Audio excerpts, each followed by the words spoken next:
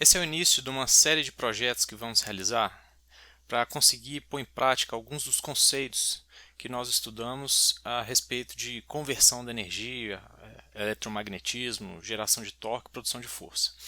E o primeiro modelo que eu apresento aqui para vocês, talvez o mais simples para a gente começar, seria avaliar um contator. O contator é um dispositivo eletromecânico de proteção e ele tem a função de abrir ou fechar um circuito para uma aplicação específica, seja para o acionamento de uma máquina elétrica ou qualquer coisa do tipo.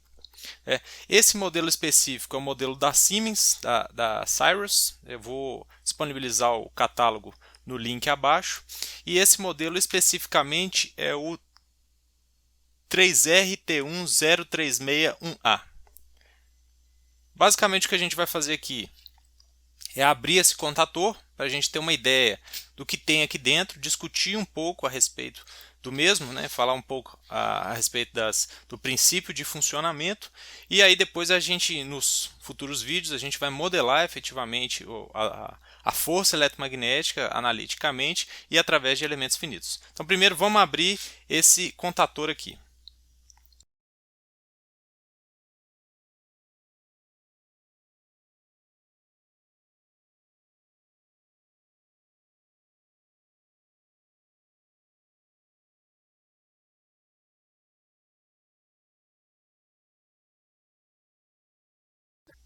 Ao abrir o contator, a primeira coisa que a gente percebe é que nós temos uma mola, e essa mola ela vai ser responsável por voltar o sistema em equilíbrio quando ele não estiver energizado. Essa seria a mola principal. E dentro nós temos o núcleo superior, nós temos um carretel de bobina, essa é a bobina, e nós temos o núcleo inferior. Vamos deixar o núcleo superior um pouco de lado e vamos desmontar o núcleo inferior.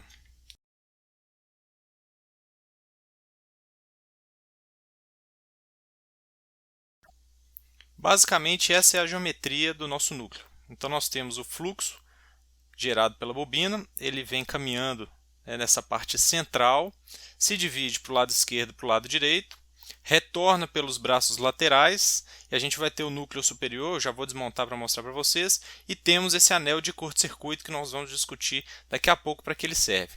Essa é a vista superior do núcleo. Vamos agora partir para a parte superior do contator.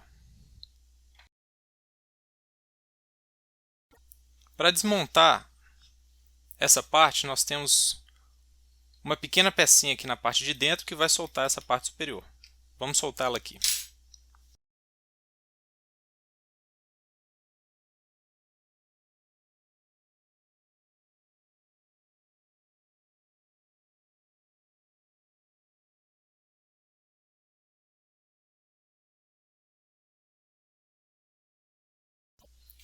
Removida a pecinha que travava a parte superior do núcleo, ele facilmente sai do nosso contator. Então nós teríamos aqui a parte superior, a parte inferior. No momento em que o circuito fecha, né, os dois núcleos eles entram em contato, com um pequeno detalhe, que aqui existe um pequeno entreferro muito pequenininho de 0,1 milímetros, para causar uma relutância, né, provavelmente para controlar a corrente no sistema e controlar o valor de indutância, mas eu vou ter o meu fluxo no caminho principal, dividindo entre o braço esquerdo e o braço direito.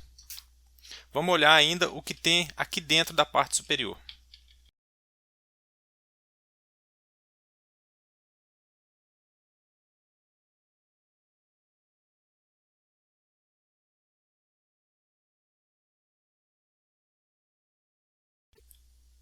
Removendo a parte superior, nós temos acesso à câmara de contatos, onde nós temos uma possível extinção de arco. Dependendo do contator, ele vai ter uma câmara de extinção de arco com características diversas, seja ela a vácuo ou com características não a vácuo, mas com propriedades para extinção de arcos, né, possíveis arcos elétricos. E nós temos aqui dentro, bem nessa região, bem aqui, a mola dos contatos. É uma mola com um pouco mais de pré-carga, que ela é um pouco mais difícil de ser comprimida, mas que ela tem a mesma função. Então nós temos duas molas no contator. a mola principal, que tem uma carga, uma constante elástica mais leve, e a mola secundária, que na verdade são 3 molas. Tem uma mola aqui e outra mola aqui, uma mola para cada contato, cuja função é basicamente garantir que o contato vai existir o contato, né, entre os dois lados do contator. Muito bem, eu falei com vocês que eu diria a função desse anel de curto-circuito, mas basicamente vamos posicionar o nosso carretel aqui.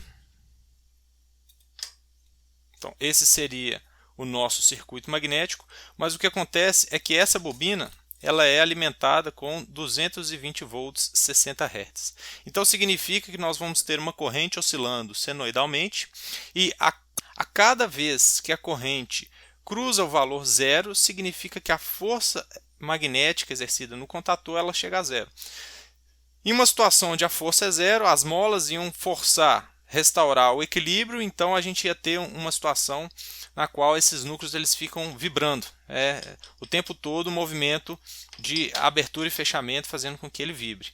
Esse anel de curto-circuito, basicamente, ele cria uma defasagem entre um fluxo secundário e força que, no momento que a força na bobina principal chegar a zero, esse anel de curto-circuito, como ele vai estar 90 graus defasados em corrente, ele vai ter uma força residual, vai criar um fluxo residual nessa região e vai forçar com que haja um offset de força e com isso ele continue atracado. Um dos problemas muito comuns em contatores é que se houver alguma falha nesse anel de curto-circuito, ele não funciona, né? Ele vai estar provavelmente aberto e com isso eu não tenho essa força de offset, com isso o contator ele acaba vibrando muito. Esse é um dos tipos de problema.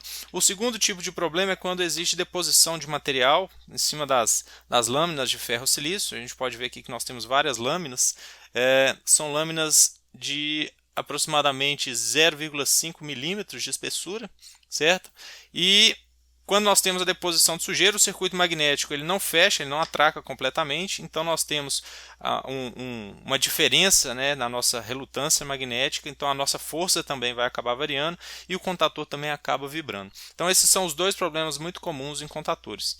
No próximo vídeo o que a gente vai fazer é simplesmente encontrar o valor do número de condutores que nós temos nessa bobina aqui para conseguir modelar corretamente a força que atua nesse sistema.